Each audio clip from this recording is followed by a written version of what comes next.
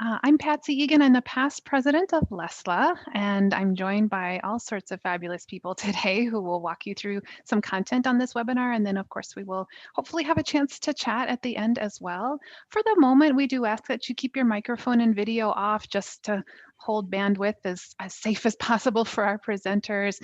And we're just really glad you're able to join us today. And if you're having any tech trouble, any trouble hearing us or seeing the screen or finding the chat box, feel free to chat directly to me.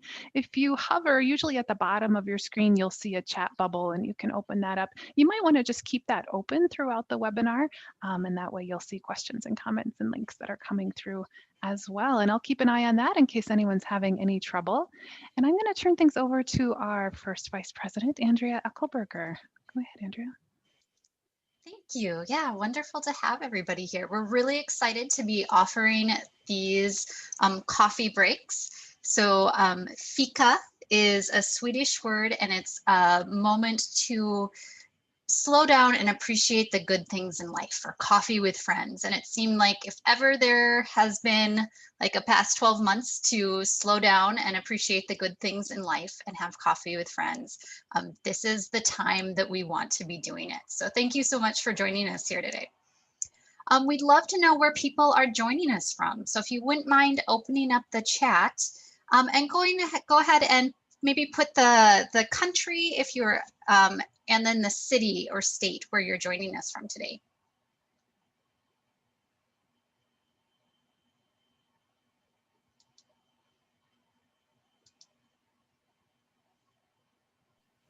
I just love seeing these. We've got everything from the Virgin Islands to Manitoba and Arizona and London. So thank you so much. We'll wait a moment while people have a chance to write those down. Looks like there are a lot of places where we're in Minnesota. Patsy and I are in Minnesota, so we have lots of snow here, but it looks like there are people also from the Midwest, up north, and then of course from warmer climates. Yeah. And some familiar faces. Thank you for coming back to us, and some new faces. We're so glad you found us. All right, well, feel free to keep typing in, and if you haven't had a chance to let us know where you're joining us from, feel free to keep entering that into the chat box. And go ahead and read and see where all of your colleagues are coming from, LESLLA colleagues are coming from. But I'm going to keep us going because we want to make sure that we have plenty of time for our two fabulous presenters. So wanted to briefly share the purpose. Why are we holding these coffee breaks? Why are we holding this space? We want to give people a chance to connect with fellow LESLLA educators. So people who are interested in working with adult learners who have limited or interrupted formal schooling. And we're really excited to have two presenters joining us today from North America, Monica from Canada and Ginger from Indianapolis, who are going to be sharing about two curriculum projects that they've been working on that are going to be available for people to check out for free online. And we wanted to also have a space to share some LESLLA updates with people and remind you of all of the different opportunities that we have to come together. So we would really love it if you would share some ideas for other topics that you are interested in learning about. And so Patsy, if you would be able to pop the, thank you, the link to this Padlet. If you go into the Padlet, I'm going to share it. We'll share it now. We'll share it again at the end of the webinar. And we'll also send a follow-up email with the link to this, so you'll have plenty of opportunities and if something strikes you later on. But we're going to continue to have these coffee breaks throughout the spring and probably early summer. And we are looking for other topic ideas. So if you have any topics that you'd really like to dig into, maybe something that you'd be interested in presenting and sharing on, or topics that you'd like us to seek out some different expertise to bring in, please click on this Padlet link and you can go in. And if you click on the little pink circle with the plus sign, you can add in your ideas into the Padlet. So please do, when you get a chance, if anything comes to you during the presentation or later on, feel free to go in and let us know what do you want to dig into. All right, and with that, I'm going to go ahead and I'm going to hand it over to Ginger, who is our first presenter from Indianapolis. I'm going to stop my video and let Ginger take over. Okay, hi, I'm Ginger Kosobucki, and as Andrea said, I'm in Indianapolis. I've only been a member of LESLLA for 2 years, so I'm rather new to LESLLA. I work with the Immigrant Welcome Center as the English Learning Consultant here in Indianapolis, but I'm actually representing a team of educators from a variety of adult ed organizations in Indianapolis. We've been working together for the past year. But years ago, Carrie Moore, who's on the call today, she's a teacher at Exodus Refugee Immigration. She expressed the need for us as a TESOL community to come together to discuss and improve teaching for the LESLLA learners in our city. Her vision has in part come to fruition, and we appreciate the opportunity to share our collaborative work with you today. So thank you for the opportunity. Okay, now I have to be able to switch to the next slide. Okay. So to give a brief overview of the timeline of events here in Indy, in 2018-19, the Immigrant Welcome Center led a research project to discover the main barriers for English language learning for the immigrant population of our city. We interviewed 1,254 adult immigrants with the help of a team of multilingual data collectors. We discovered that 31% of the respondents had limited English decoding skills, and there were very few classes for these learners. Limited literacy seemed to be a major barrier to English learning, and the need to develop specialized classes and curriculum for these learners became very apparent. Teachers expressed the need for more training in working with LESLLA learners here. That led to a group of us facilitating the Atlas Study Circles, which had 26 attendees from 15 different programs around the city. There seemed to be an eagerness to learn about how to teach beginning literacy level learners. The IWC then sponsored a 2-day training with Andrea Eckelberger, the best. She came to Indy and we offered a low cost but high impact training in working with beginning literacy level learners. That was attended by 65 people from around the state. The study circles and Andrea's training were the sparks we needed to begin working together as a development team. One of our goals was to create an assessment tool to measure the students' incremental growth because their growth didn't seem to show up on other tests. The teachers knew they were learning, but the tests weren't showing their gains. Another goal was to develop a flexible curriculum for specialized classes for these learners to prepare them for the next level at an ABE program, or a workplace English program. Oh, why did it go? Sorry, I need to go back. Oh well, we'll just keep it here. So we knew it had to be much more systematic and intentional than what we were doing. We developed assessment and curriculum for a 10-week pilot program that began in August. 5 teachers of different classes piloted all or parts of the curriculum with their learners. After the pilot classes, we collected data and reported about our findings and are now preparing for a second round of pilot classes. So I'm going to go more in depth about these events, focusing especially on the assessment tool. But first, I wanted to share a few other slides. So here's some of the research team that helped with the project. As a group, they spoke over 15 languages. And here's one of the main findings from the research, which propelled us into action. For the research, we created a reading diagnostic to quickly assess decoding ability in the person's native language in English. Based on the tool, which was tied to CASA standards, 31% of the immigrants we surveyed had decoding abilities of grade 1 or below. The characteristics of the 31% will be familiar to all of you LESLLA educators. They were from areas with economic or political strife. They had limited or interrupted schooling in their home country, limited native language reading ability, and they gave too hard as a reason for discontinuing classes at a much higher rate than all of the other respondents. The research revealed gaps and needs, otherwise known as problems. Even though we couldn't meet every need, we focused on what was actionable, what we could do, rather than what we couldn't do. To the problem teachers expressed of lack of trainings, as I mentioned, we organized study circles, and here's a picture from those. And here's a photo of Andrea's 2-day training in March, squeezed in the very week before the pandemic was declared. This momentum led to creating the team, which helped solve the second problem, lack of teacher confidence. Here's my amazing team, a group of volunteer teachers, educators working in various adult ed programs.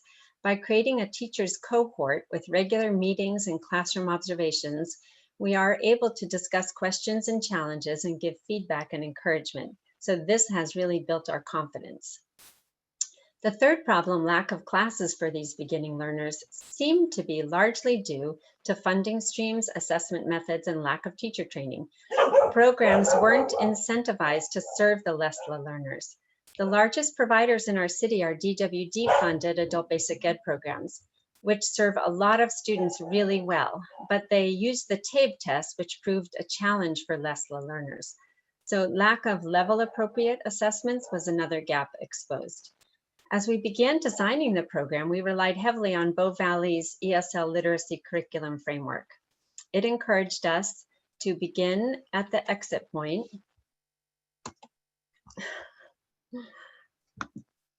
and work backwards.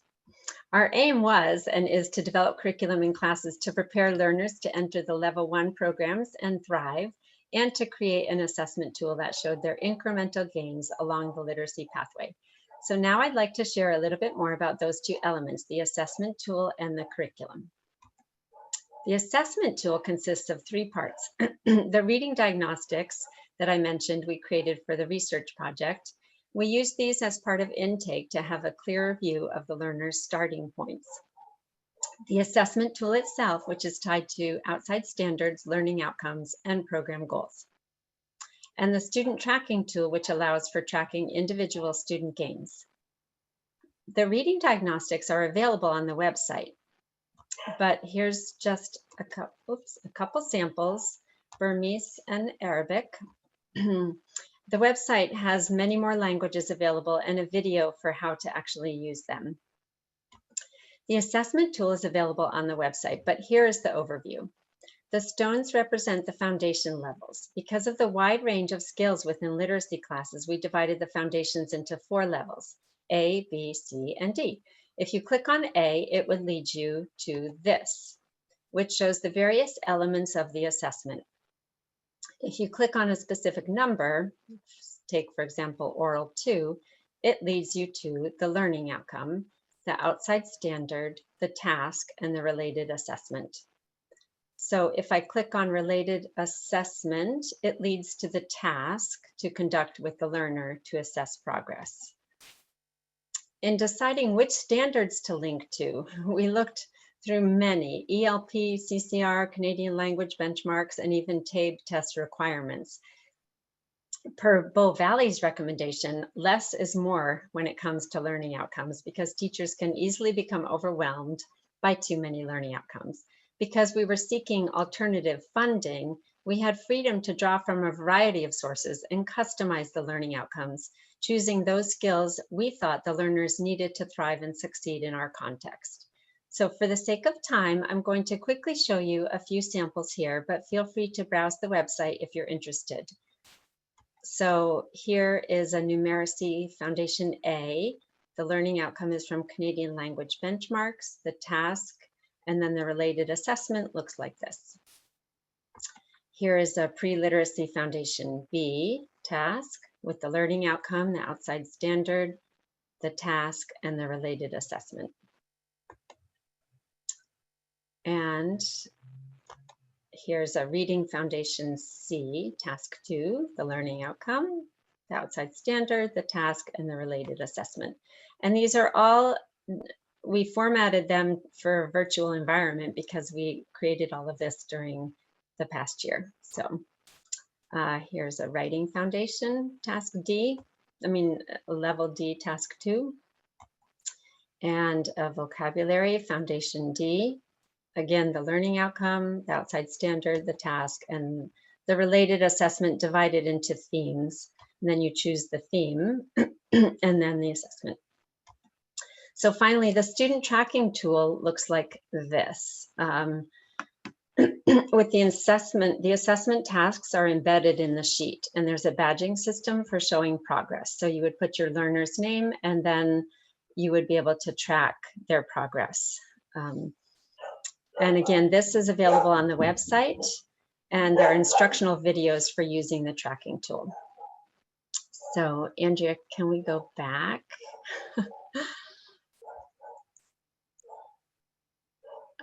Okay, there we go, great. Okay, so yeah, as I said, on the website, I'll share at the end, there are instructional videos for using the tracking tool and the reading diagnostics. So the curriculum we created centers around vocabulary theme banks. Sorry, it's having a hard time going to the next slide. Okay. Vocabulary theme banks and theme-based stories. As you all know, there are many wonderful resources out there for curriculum and stories. We relied heavily on Bow Valley and Literacy Minnesota, in addition to Literacy Pittsburgh, ABC English, and other LESLLA resources. We all understand the value of theme-based teaching. Vocabulary, content, language, structures, and concepts can all be presented, recycled, and spiraled in the context of thematic units. The theme banks we created allow a flexible resource for teachers to adapt to their classroom and are available on the website as well. We tried to incorporate these elements into the banks. The theme-based stories we drew from were Literacy Minnesota, such as Mr. White is Sick, Bow Valley readers, such as Lian Goes Shopping, some homegrown stories, we called them, because the teachers and assistants got on a real roll creating stories. So this is one of our assistants who I think is on the call, Elisa, she eats chocos. And the language experience approach stories where the students, excuse me, themselves create stories. And here are a few samples of the students' LEA stories about food. So this is Asha in her kitchen, this is Nyorka in her kitchen, and Vincent making porridge, and Penina eating lunch. So I'd like to take a moment to show you the website, and we invite you all to visit and provide feedback. So there's just a few things I'll show you to give you an idea. So if I can figure out how to do this, I want to scoot down.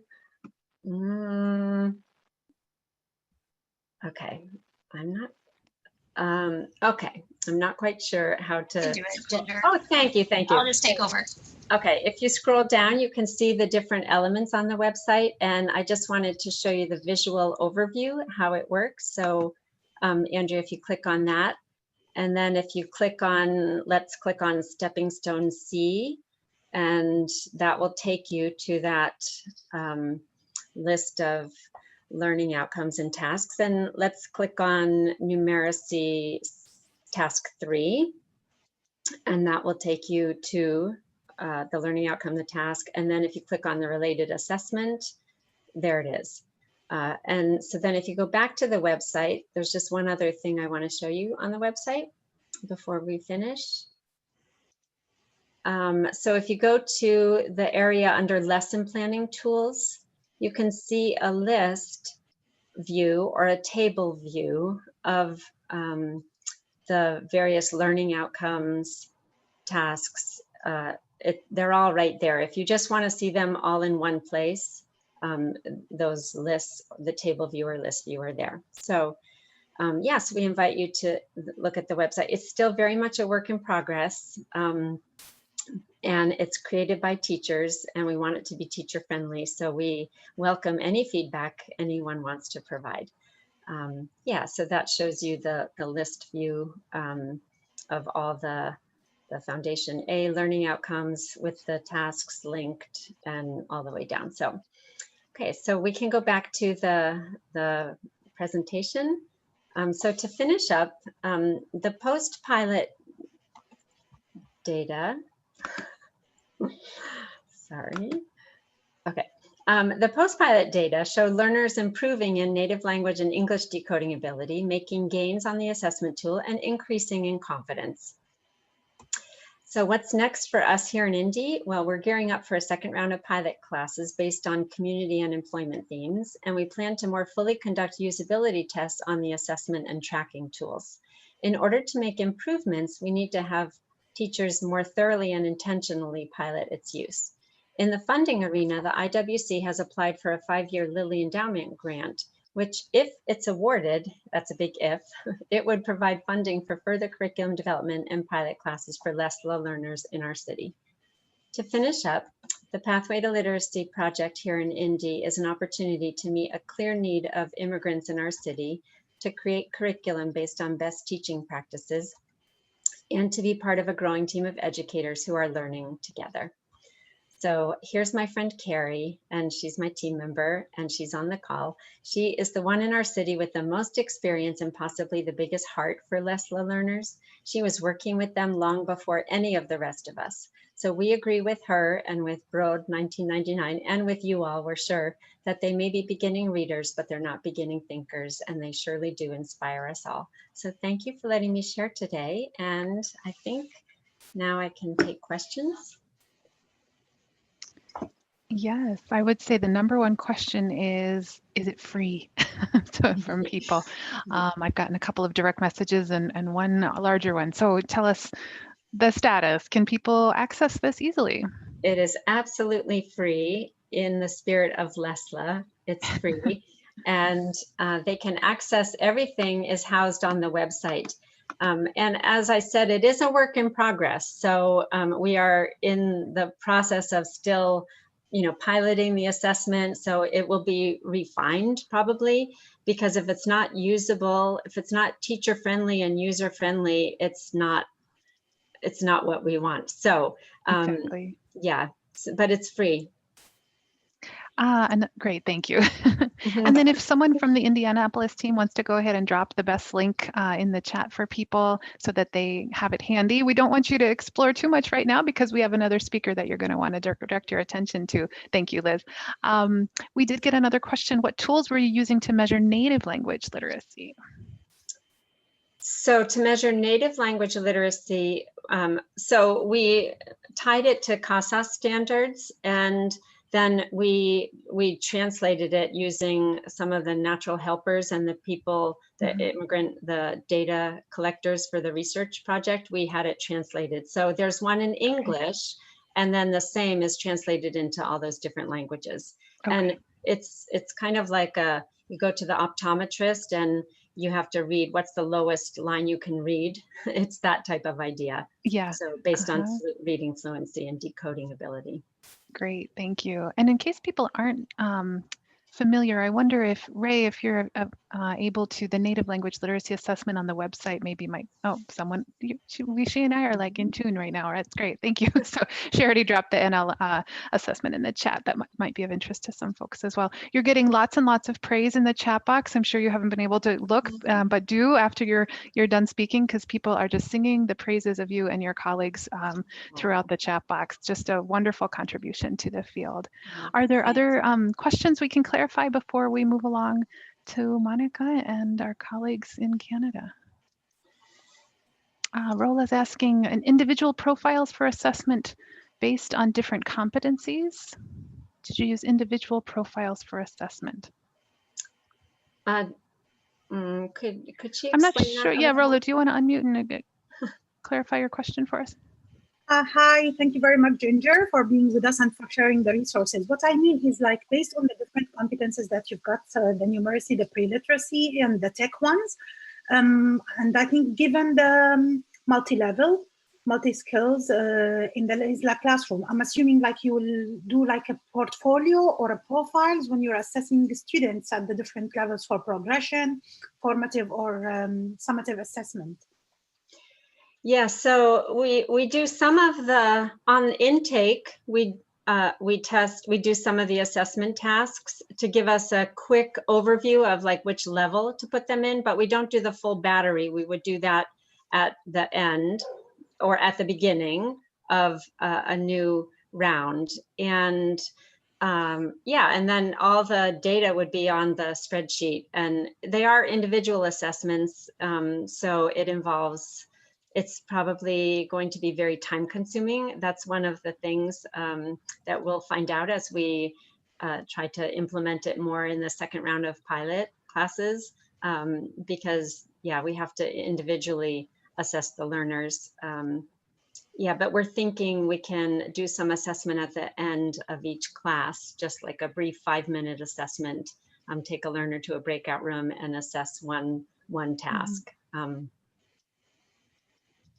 Great. And just two quick questions, I think, related to assessment, and then we'll move along. One is how much time does it take? And I think maybe you said it was only a few minutes.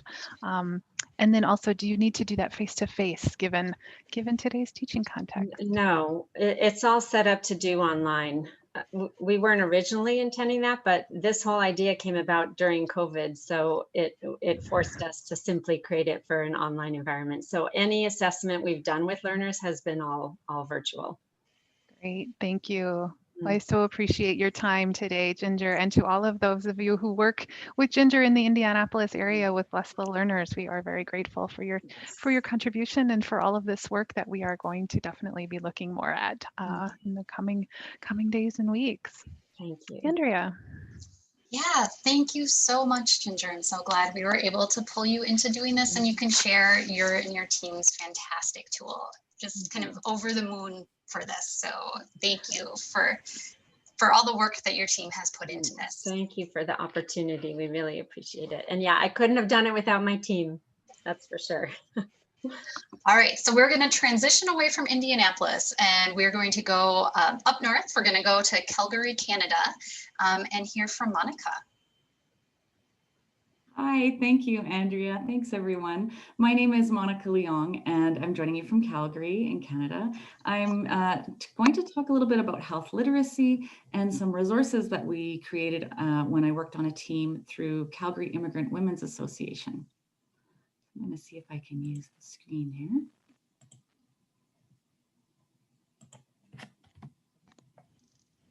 I can go ahead and advance for you.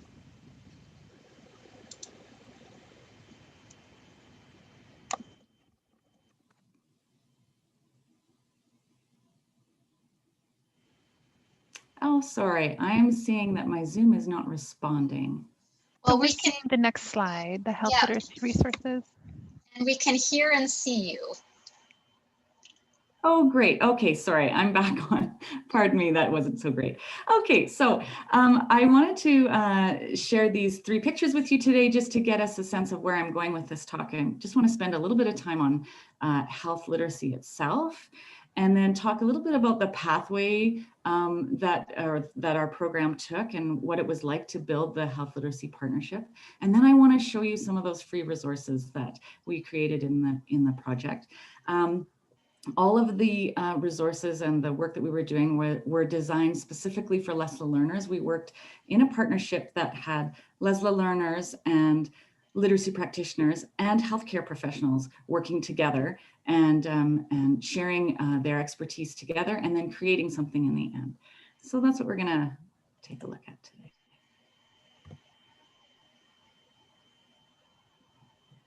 And my Zoom is being a little bit funny, so I'm wondering if you're seeing that next slide. All right, so we're on the health literacy side with the ability to access. Okay, great. So, yes, so health literacy, just as a little primer, I don't want to spend too much time on it, but just to get people a sense of what it is,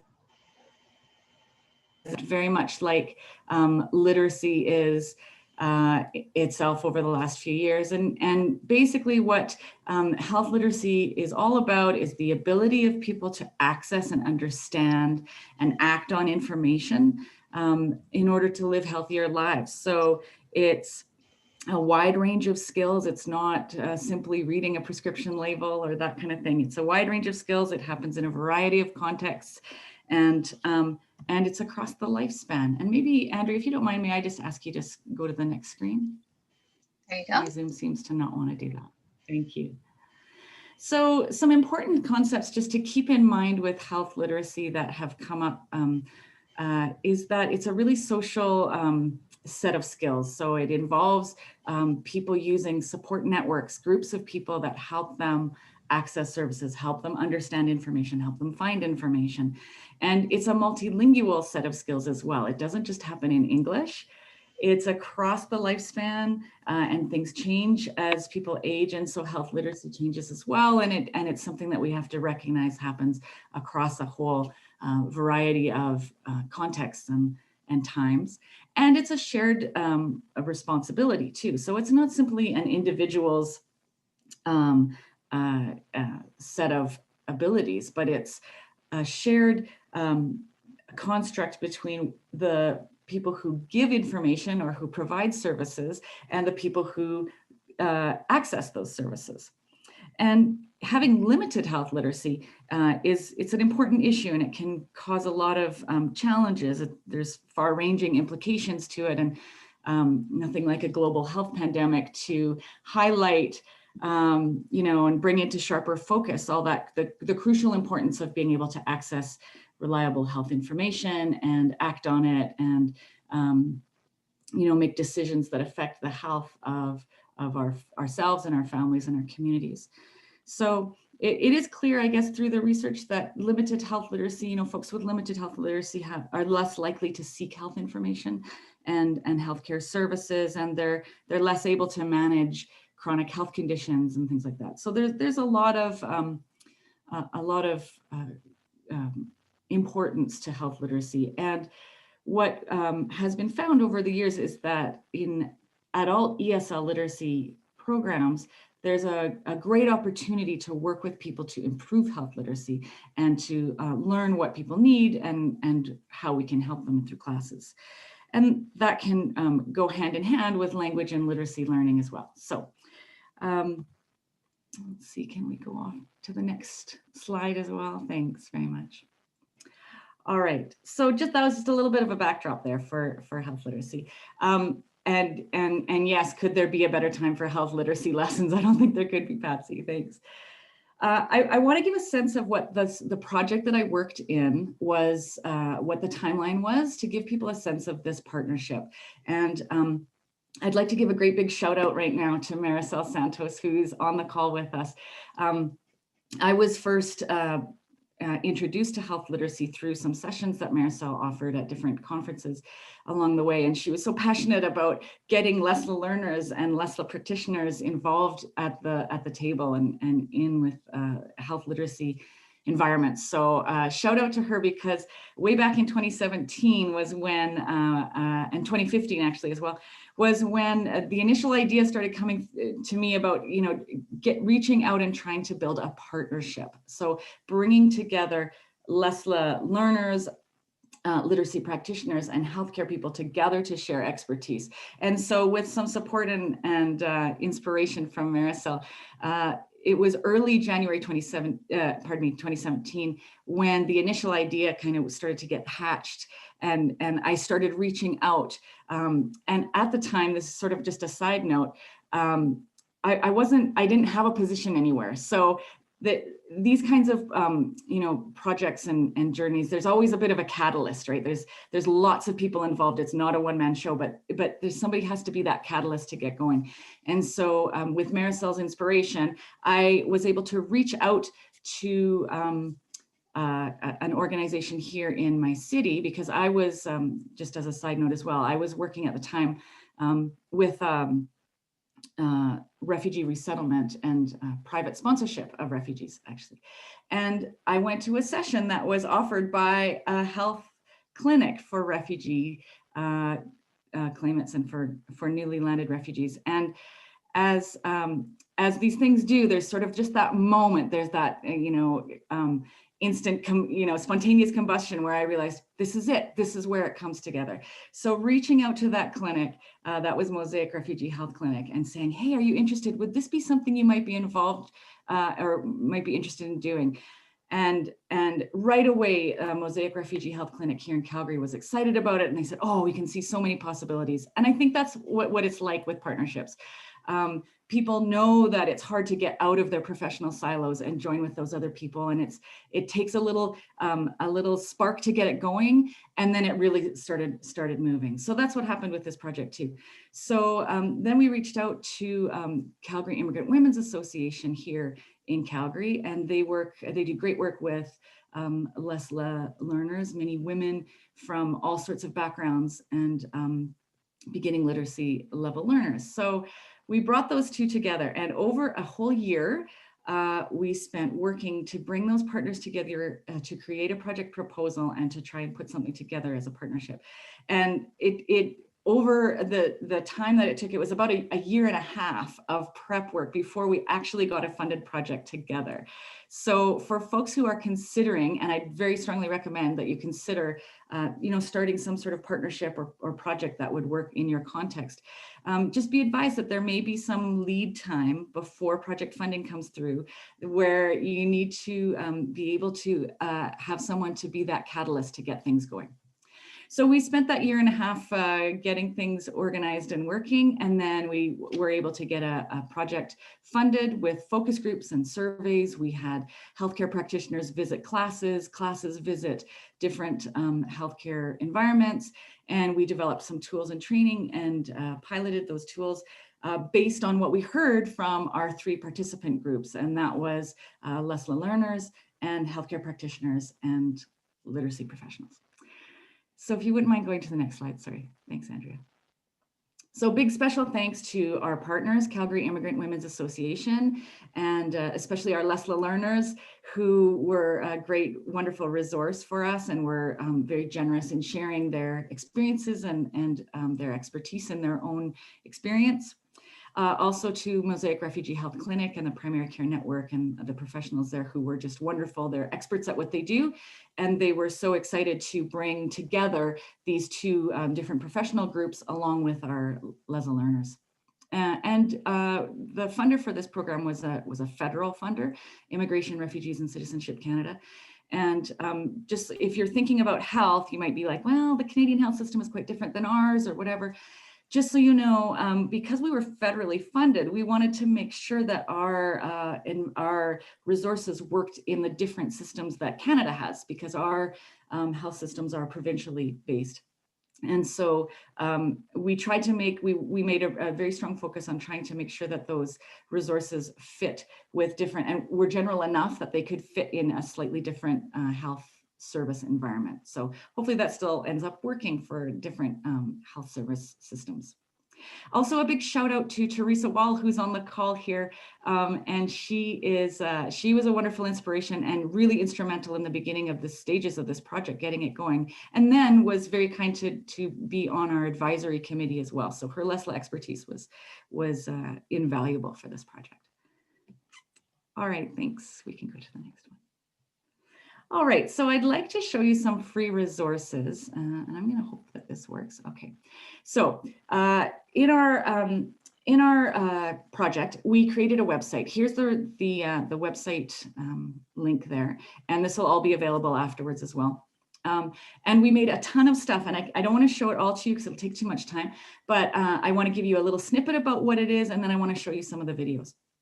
So we made, based on what people had told us in our focus groups and surveys and things, we realized that there was a lot of LESLLA learners or people who were patients who had similar profiles to LESLLA learners, often missed appointments, couldn't maybe always keep track of information, but had resources available through family and friends that could help and be their social support network. So what we were recommended then was to create something that could help keep track of those things, know what the next steps should be, keep track of health information, and be able to share that when people went to health appointments.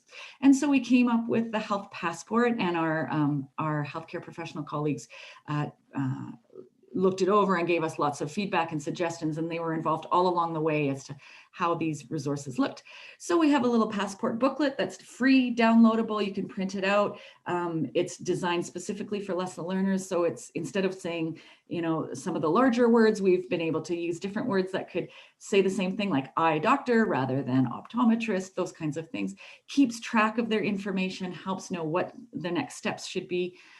We also created a language card because we found that from our healthcare professionals that, people weren't always able to access translation services, interpretation services. And so this little card is something that can be printed out, again, free, simple little thing. It says their name and what language they speak, and can you please help me find interpretation services? So these are the kind of things that our healthcare professionals partners suggested and said, this would be really valuable and useful in these contexts. And then we also created some videos, which I want to show you in a few minutes, and storybooks that go along with them. Now, the videos we have 6 different videos available. They're in 7 languages plus English. And I'll show you a little bit in a few minutes, but we also, what we did was we listened to what our LESLLA learners had said about what appointments they went to and what was challenging and what appointments they'd never heard of. For example, have you ever been to a mammogram?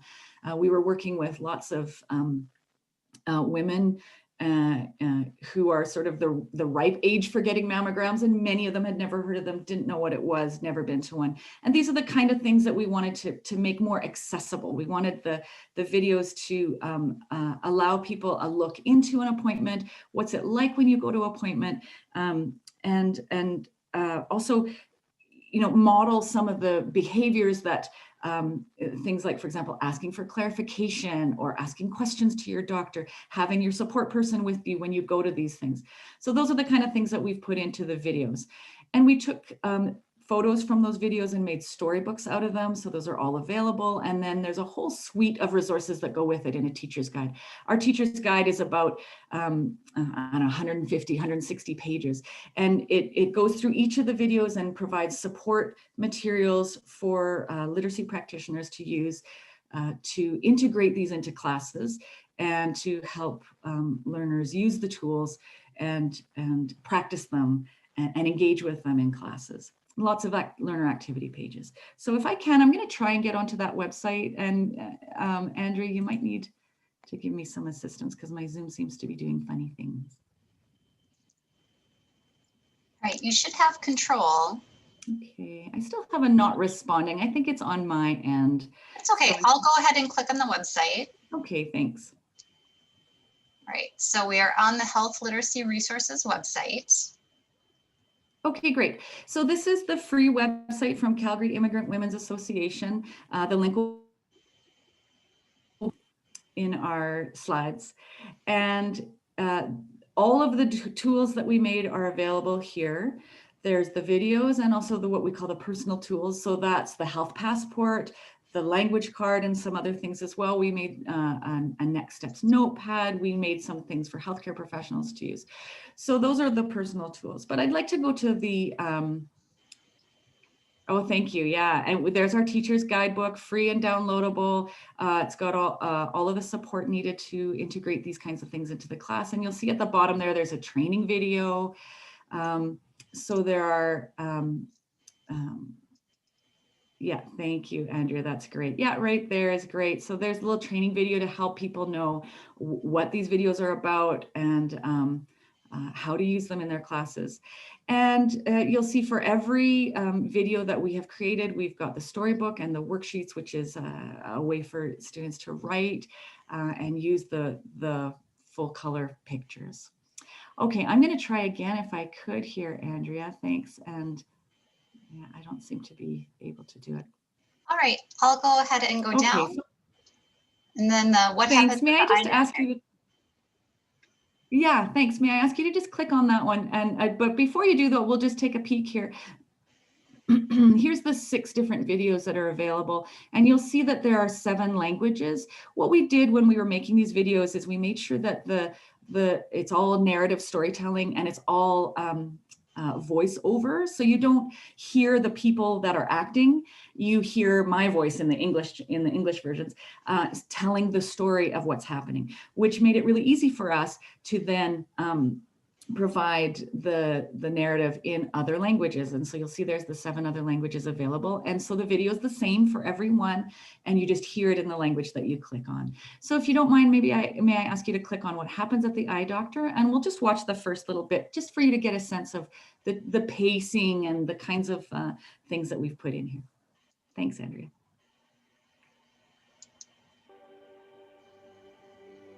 This is Anna. Anna lives in Canada. She speaks a little English. She writes a little English. Anna is learning to read. She goes to school with other adults. They are all learning to read. It is not easy. Anna looks at the words. The words are not clear. They are hard to see. She tries. She tries again. Anna rubs her eyes. Sometimes Anna gets a headache when she reads. Sometimes Anna closes her eyes. Anna needs Thanks, Andrea. You just don't mind pausing. Thanks. So then in that story, the teacher in her class says, hey, you might need to go get your eyes checked. And then she goes for the first time to get her eyes checked, and she takes her friend, and we try to model having friends or support networks helping and what kind of help they can provide. And then the fact that they're allowed to come into appointments with you, those kinds of things to help people really use that resource as best they can, because that's a real strength for a lot of our learners, that they have those support networks helping them. We're so pleased and thankful for the work that our media folks did with us. We worked with Day One Media here in Calgary, and they did a fantastic job on these videos, making it look really clear and easy to see. And we paced them so that it's a good pace for using in a classroom. It's kind of slowed down and available for people. So great job to Day One Media. Those videos are all available online with all the different languages. They're viewed right there on the website. So if you're working with students, and you can take them to the website and have them watch, or they can watch themselves at home in their own language as many times as they want. So I think just based on time, I think that's probably all we need to see of the videos. And if you wouldn't mind just seeing the last slide then, Andrea. So there's the CEWA resources page, where the videos and all of the other downloadable free tools are. And I've put a little QR code there and a little link to a Padlet that I've created. It's just got some health literacy support stuff for you if you're interested. There are some papers, for example, written by Open Door Collective that were an inspiration to this project. Some work from Marisol Santos on there, as well as papers or presentations that her and I have been involved with in LESLLA over the past few years. So lots of different resources there for you. Feel free to take a look. And really that's about what I want to show you, and just really encourage you, first of all, to go to those resources and use them as best you can and get them out and involved in your programming, but also to really encourage you to consider maybe starting something of a partnership yourself in a program that you're working with, or for example, starting something from scratch and end up creating a job for a couple of years in a funded project. So I was very lucky to work with a fantastic team, and I just really encourage people to consider it and see if they can bring the LESLLA voice into those areas where health literacy is just so needed.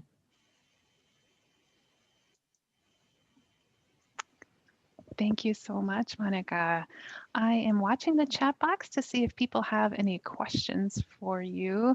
We have one side question that I'll hold, Javier. It's a good one, but let's see if we have anything related to the health resources first. Lots of praise coming in for you and your colleagues, Monica, about the quality of those videos and the other resources that you've shared, as well as the importance of highlighting that support network for students. Health is not an individual issue to tackle, of course, so appreciate that. Other questions that people have? Lots of thanks and excitement about checking out the videos coming through the chat box as well. And Marisol says she loves the way the classroom is spotlighted as the place where problems can be shared, and teachers and peers are integral to that support system. Yes, and we definitely found that when we worked with our literacy professionals and our learners, that came up so much. We worked with surveys and focus groups with all sorts of folks, 31 students, 17 literacy practitioners, and everybody was saying things like, this is a safe, trusted environment. This is where we bring our questions to our teachers. And so really, it's just such a wonderful opportunity right there in the LESLLA classroom to make such a difference. Absolutely, thank you. Again, if you do have any questions in the next few minutes, feel free to use the chat box and to let us know what we can answer for you, or more likely direct to someone who knows the answer, Monica or someone on her team, or of course back to Ginger if you have questions about the Indianapolis work as well. We're so glad to be highlighting these two projects from North America this week, and we are excited to hear what other topics you all had for future coffee breaks as well. There was a side question in the chat about Farsi. I'll let people scroll up in the chat box and find the answer to that and type it in if you know it. Thank you for the question. Question, not so much a question, but a comment around funding, of course, Monica, and how difficult it may be to find funding for such projects. Are there creative ways, perhaps you or others on the call might know of ways of seeking funding, perhaps COVID-19 specific funds that could be used towards education for a larger scope? Any thoughts on that? That's a great question, and it's not something that I'm super familiar with. I was very lucky to work with a team that was more familiar with the funding structures that were available, and in the way that we worked, it was a service delivery improvement model. So it wasn't a direct program that we offered to learners. We were working under a different model, but certainly I think there's opportunities for creative approaches, and I'd love to hear what other people have to say as well. But yeah, there are opportunities maybe available, but it's not maybe as direct as I'd like it to be, and that would be a big thing that I would love to see, is getting that funding. It's so crucial. It's not possible to have volunteers working for a year and a half all the time. That's not, it's a lot of work, and it's not feasible all the time. So it's really something to be addressed, and I'd love to hear what people have to say. Yeah, so if people have thoughts on that, feel free to either raise your hand or use the chat box as well, or one of the other many ways we have to stay connected as LESLLA educators around the world. We did have a question of has anyone had success encouraging health providers to incorporate some of these resources directly in their offices, either in Calgary or elsewhere? What do you got, Monica? Oh, yes. So as our partnership included the Refugee Health Clinic here in Calgary, they were so excited to get these materials and resources and to incorporate them and use them. That wasn't, they of course gave us lots of feedback all the way along and helped us create the resources. And the project and the funding that we had really only allowed us to pilot it with our learners in classrooms. But as soon as it was available publicly, the partners were super excited. They were getting it out to all the people that they worked with in their larger primary care network, which really serves like out of 300, 400,000 people in our city. And they knew that this was going to be a very valuable resource. So that wasn't something that was part of this particular project, but was a great outcome that our partners were able to take it and use it, especially, the health passport, the language card, and even the videos, really. Absolutely. Thank you. That's great to hear that it was picked up by them. Maricel, do you want to unmute and tell us a little bit of your advice? You are the guru around this work. If you want to tell us. Oh, I don't know. I just got rejected by a funder, so I don't know if I'm the best. But don't give up. I just want to say from my own experience, there's this world called translational science. It goes by many different names, but those folks are charged to look for partnerships by design. And if you get to know them, you may say, hey, we may be the partner that you haven't thought about.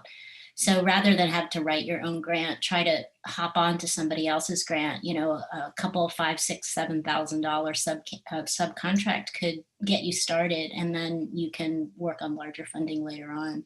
Yeah. I think it's a lot to ask of us to be the proposal writers and the implementers of all this stuff, as Monica can probably attest to. So save your labor, but also don't forget to knock on the door. And I'm happy. I'll put my email in the chat box if anybody wants to chat about strategy. Thank you. Tell you actually what's been hard at the very least. That's great. Thank you so much. Thank you. I appreciate the input, and sorry you got rejected recently. Hopefully that means the next one will be twice as big. So thanks for offering your email too, Marisol. I have another resource I'll plop in the chat in a second, but I'm going to move over to Andrea, who will wrap us up with some announcements. We're not in any particular hurry, but we know some of you may need to end right at a time. So we'll move to Andrea and a couple of LESLLA things to know. Great. Thank you so much, Patsy. And thank you, Monica, for sharing this fantastic resource. And also just wanted to highlight that Hannah in the chat said that they've had some success bringing healthcare providers into the classroom to talk to students and show the face of the American healthcare system. So it might be an idea that people want to take forward in your own programs. We're going to go ahead and jump into LESLLA announcements. So we have our next coffee break scheduled for Wednesday, March 10th at 2021. I originally put it in 2020, but it is no longer 2020. It's 2021. And we're thinking this one will also be in the morning for our North America partners. And we haven't decided on a topic yet. We're waiting to hear what everybody has to share and what people are looking for in the Padlet. So that topic is to be determined. So please, if you haven't already, if you have any other ideas, feel free to go and jump into that Padlet. And maybe Patsy, if you could reshare the link to the Padlet so people can have it. Tell us what you're looking for, and we will do our best to see if we can bring some people in and provide a space for us to be able to learn from one another, and also to share some of those ideas and some of those resources that other LESLLA programmers are doing. So yeah, don't forget the Padlets, and you just click on that pink circle with the plus sign.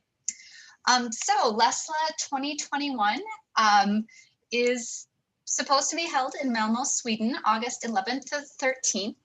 This is still up in the air. We are going to, within the next month, make the call whether or not this conference will happen in person, whether it happen virtually, or whether it will be a hybrid model with some in-person aspects and some virtual aspects. So mark your calendars for August 11th through the 13th. We really hope we're able to see people's faces in person, but if not, we will definitely be having a conference during those days hosted by Malmö, Sweden. So stay tuned and you'll hear shortly what the decision will be on that. And then also LESLLA 2022, we are still accepting host city applications. So our host city in 2022, we move between English dominant countries and non-English dominant countries. So please consider filling out a form if this would be something that you would be interested in hosting. And the forms are due on February 1st, 2021. And you can find that form on our website, on the LESLLA website, under host a meeting. So want to remind everybody that we will be sending out a follow-up email. So if you registered for this webinar, for the Zoom webinar, that means that we have your contact information. So we'll be sending out a follow-up email with the link to the recording and to the slides. Also the Padlet links, if a great idea comes to you later, and all of these announcement reminders. So if you weren't able to grab all of the links out of the chat when things were kind of zipping past and you were listening to Ginger and Monica, we'll be sending up a follow-up email so you'll have access to all of those later on. And definitely encouraging people, we had a great turnout. We had 41 people in this session today. Feel free to forward that email to any of your colleagues that also work with LESLLA learners, or anyone in the field that you think would be interested. People can watch the recording later and can still access the resources. There's just some fantastic projects coming out, curriculum projects, and we want to make sure that everybody has access to them and learns about them. And thanks, I see Ginger has also shared her email if people want to reach out to her and have any thoughts about that. Great. All right, so go ahead and wrap us up and just say a huge thank you to everybody for coming to our coffee break, and thank you to Patsy for helping to facilitate, and then of course Ginger and Monica and the teams that they have behind them that built up these projects, and thank you for taking time to come on and share. I wonder if Ginger and Monica and anyone else from their teams, if they're present, would want to come on camera and wave at us at least. So that we can see who all is here. And if you want to stop sharing so we can see those cameras big and bright on our monitors, then we can have a little moment here. Thank you. Carrie joined us as well. And in fact, and thank you to all of you who have done this work. And if everyone wants to just come on camera for a moment, we miss your faces. We have several board members here with us today, as well as people we don't yet know. And we will be glad to see you in Malmö or another symposium host city near you. Thank you. Hey, Larry's here too. The next coffee break. Or the next coffee break. Plan March to 10th. join us. And if you have a great idea for that, let us know what it is. Even Marchen, all the way from Spain. Yay. Great. Well, it's great to see you all. Thank you so much. We'll hang out for a couple minutes. If people have other questions or just want to chat, you are welcome to. And Ray, will we have be able to put this on the website soon, right? If once I get the recording to you. Yeah, definitely. It'll be linked under webinars and gatherings. Okay, great. Thank you. All right. Any closing words from our presenters or board members? Just a big thanks to everyone. Really, really pleased to be with you here today. Thanks. Great. Thank you, Monica. Yeah, I say the same. It's a great privilege to be able to share and see you all. So This thank is you. impressive stuff that you guys are sharing today. So we're really glad to have a forum for it. And, you know, we had a strong turnout, but more people, of course, for whom this is not a good time. They're either teaching or it's the middle of the night where they are or what have you. So just to know we have reached out to our colleagues in Australia. We hope to do a webinar that is more conducive to our colleagues working down under so that we can do one that's not at 3 a.m. as we're sorry about that, friends, but we do want to be sure and get one that will be at a good time for everyone. But there is no such time when we all work around the planet. So, so we're just trying to keep moving it around. Yeah, it's wonderful to see people coming from all over to this. And yeah, it was an impressive list of cities. I mean, we've been looking for silver lining, and we're all desperately looking for silver linings right now. And I think one of the silver linings is realizing how closely we can stay connected globally once we're forced to do that instead of traveling to see each other. So thanks for coming to the coffee break and for the great work that everybody's doing and staying connected and being a part of this community. And I'm going to take just a moment to put Nicole on the spot. Do you want to say anything about the fact? Look, I'll be like your Vanna White here. The proceedings from Portland is now available. From Pittsburgh. Pittsburgh, I'm sorry. And Portland is available too. Yes, but the new one is Pittsburgh, and I'm staring at it right now and read the wrong city. Sorry. So shout out to Ray, who is part of the editing team, and Allegra, who I think is not on our call right now, and I see some of our authors here, which is really cool. Okay. Yeah, so yeah, it's available on Amazon, and the information has been sent via email and on our Facebook page, I believe. So yeah, and Ray, I don't know if you could drop the link for us here so that people can grab it from the website. It's very easy to find if you just go to the website as well, of course. But if you want the cool copy, you'll want to do the print on demand because then you have the full experience of like holding it in hands. But it is, of course, available as a PDF, as all our proceedings are available free. Oh, thanks, Ray. All right, glad to have that available. All right, we will close the meeting at this point. Let us know in the Padlet if you have a bright idea at 3 a.m. It will be there for you. Let us know what that is, and we hope to see you on March 10th. Thanks, everybody. Thank you.